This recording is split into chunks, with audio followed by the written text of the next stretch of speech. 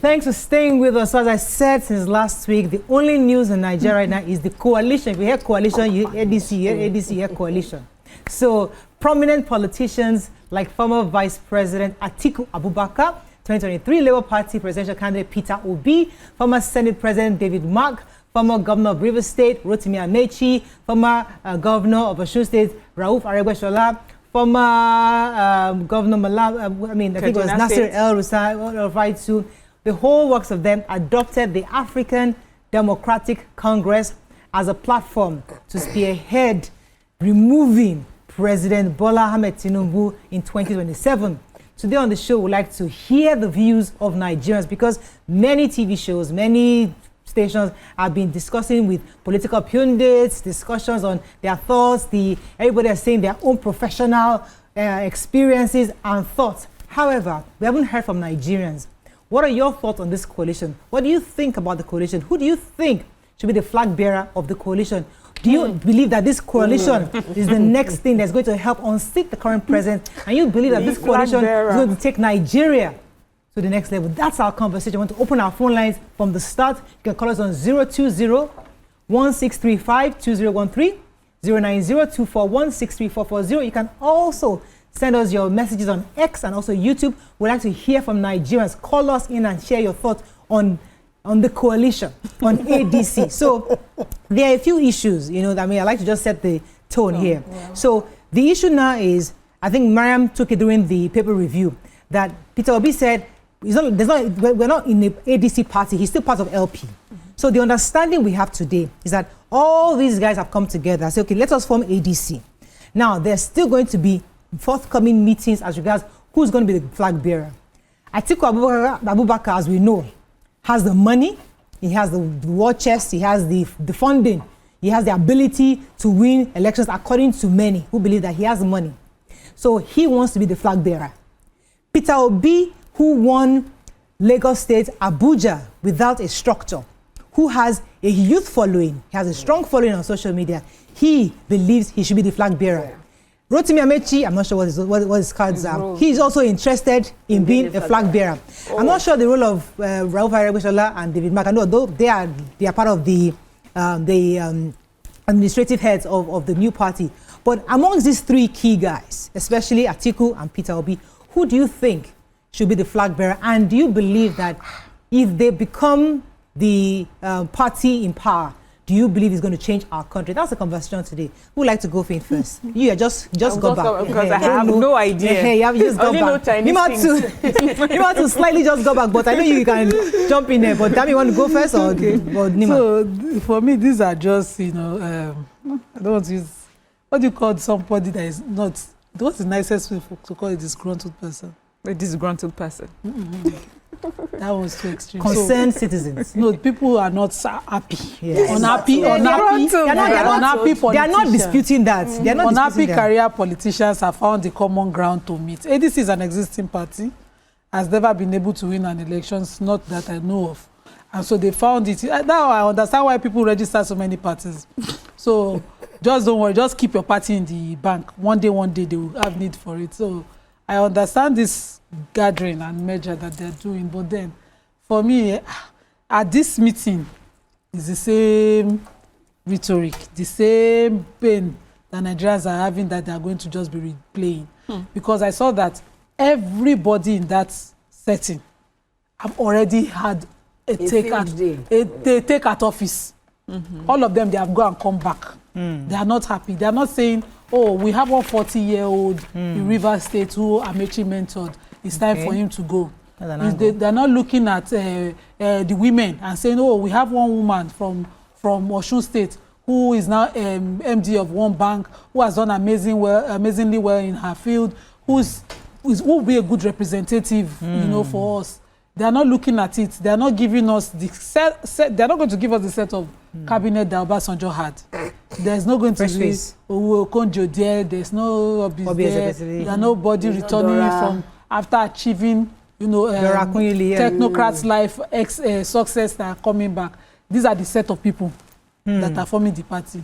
Personally, I'm not interested. Okay. Okay. Okay. You know, watching them, I want a feel of, you know, a breath of fresh air. I want freshness coming back. You know, we have young, amazing Can I challenge you on that? Nigerians. Can I challenge you on that? Because when you say you want a breath of fresh air, Showore came the other day. None of you voted for him. He's a breath of fresh air. Young people didn't come behind. So no, it depends on the breath. No, because they all say there was YPP. The other parties. All the fresh. The other party. No, you know, young people's party came. With all due respect, You guys didn't come forward. With all due respect for Showore, I did not like the aggression. Okay. So personally, I couldn't. Aggression is a problem. Yeah, okay. No. For whatever reason, I just couldn't trust. So we were at a celebration symposium, and Showore was speaking just before the elections, and one of the boys almost, you know, in the shout, almost pushed me off. I was like, how am I going to hold these ones to account if I finally vote them? You know, so those were some of the issues. But there was one amazing guy who won my heart. I don't want to, speaks well, is a technocrat. Yeah. That one won my heart. Yeah. It looks like he can, you know, handle Nigeria's problem, because Nigeria's problem, aggression alone cannot handle it personally. So I stayed. Okay, let me pause you for a second. Okay, let's. Mariam, want to jump in? I would like to jump in. I wanted to take this. So for me, you know, just when I heard about it and the people that were in the coalition, I just thought that I don't see how they would make a headway when they get to a certain point. And the point is who will be the flag bearer. Because we have everyone in that group feels like they deserve it. As you mentioned, we have the Atiku who has been running for many years. And frankly, that man believes it's his time, anytime, you know. And then I see Obi, who I feel that, personally, I don't see how this works for his benefit. Because Mr. Peter Obi became a force to be reckoned with, especially among the youth. It had nothing to do with his party. It was about the man. People thought he was a breath of fresh air. People thought he was a new face. People thought, you know, that especially young people thought that, oh, this person was somebody against the norm, the political class that we're used to. This is somebody new.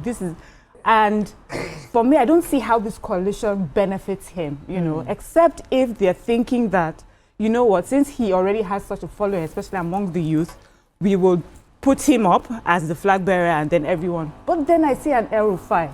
I don't think El-Rufai will sit back and watch Peter Obi be the flag bearer of this coalition, you know. So I wonder what their subsequent meetings... I wonder what their subsequent meetings is going to be about.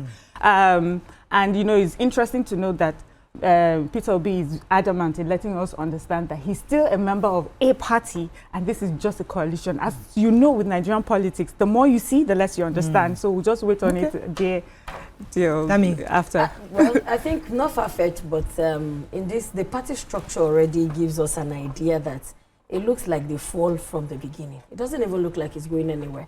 Because if we look at the credibility of all of the big wigs involved, all of the frontliners from Atiku Abubakar to Rotimi Amechi to Senator David Mark, all the frontliners that we are seeing, we know them. We know the history. I don't think we were dead when they were ruling us, and a lot of us were already of age and we were already voting. So it also shows to me that there is no how, it still feels like a joke. Because even this representation does not even have women representation nor youth representation. All of the 20 people in front, they were all men. So are they telling us that women are only good when it comes to dancing? Women cannot take the front seat. Women cannot be part of the deciders. And if I'm going to be sentimental a bit, I'll mention youth. But now we've seen that even the youths, we've not been able to sum ourselves up. I was thinking that the 2023 election will give birth to a youth movement of a kind of Showore to say let youth put their weight behind them. But we saw that, yes, a lot of youth tilted towards the obedience area, seeking that Peter Obi was a bit, not totally absorbed of some indifferences, but a bit better than the people we have had. I do not think after this run in Atiku will run anywhere other than at his family house. You should just run and go and rest. Baba looks tired already.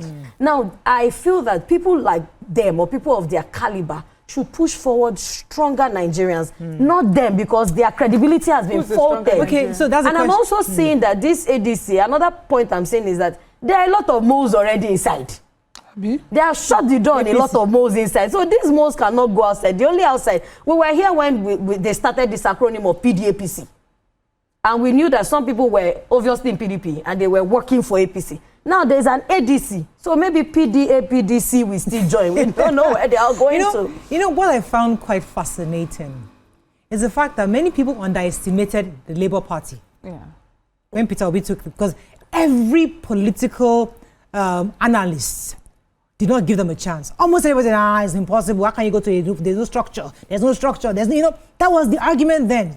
They underestimated the ability of the Nigerian people because remember, these Nigerians are going to vote, not your structures, not the money you have, not the banks, not the machinery.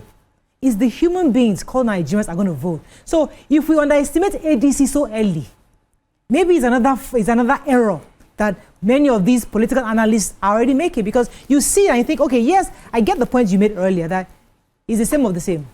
Maybe if they had put somebody younger, Nigerians can say, oh, fantastic. But the truth is that when somebody is united for one cause, the only cause is unseat President Tinubu.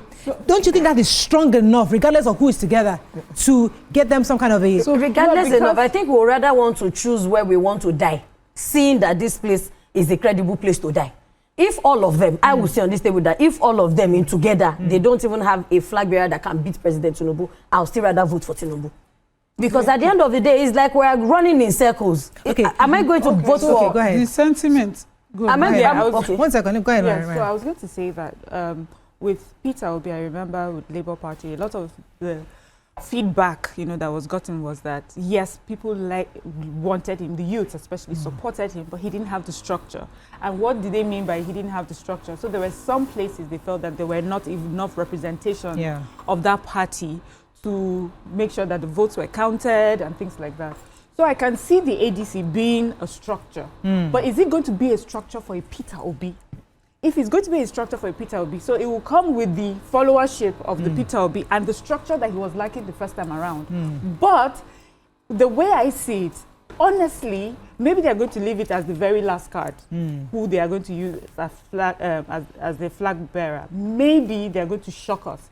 But based on the sort of people that I know, these people that we've seen, how they have presented themselves over the years, these are big players. These are people that believe that they deserve the presidency, come what may. So I feel that there's going to be an issue towards the end. But if they are going to go the unlikely way, which is, you know what, we'll pick this man who we already see has some following, give him the structure that he deserves, because we noticed that was what was his problem in the beginning. They will go. But any other person on that group, for me, I don't think would draw the sort of followership that they would think. Please, I want to ask Miriam a question. You mentioned that deserving. What have these people done to deserve? I'm just asking randomly. What do you think they have done to deserve that seat of presidency? Because they have been in the political class for many years. They are power players for many years. They have installed politicians and people in power for many years. And also, every citizen has the right to have the ambition to be the president. It's their individual right. So anybody can choose.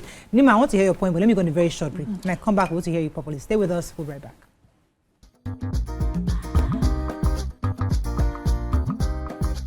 Stay tuned. Your View will be right back.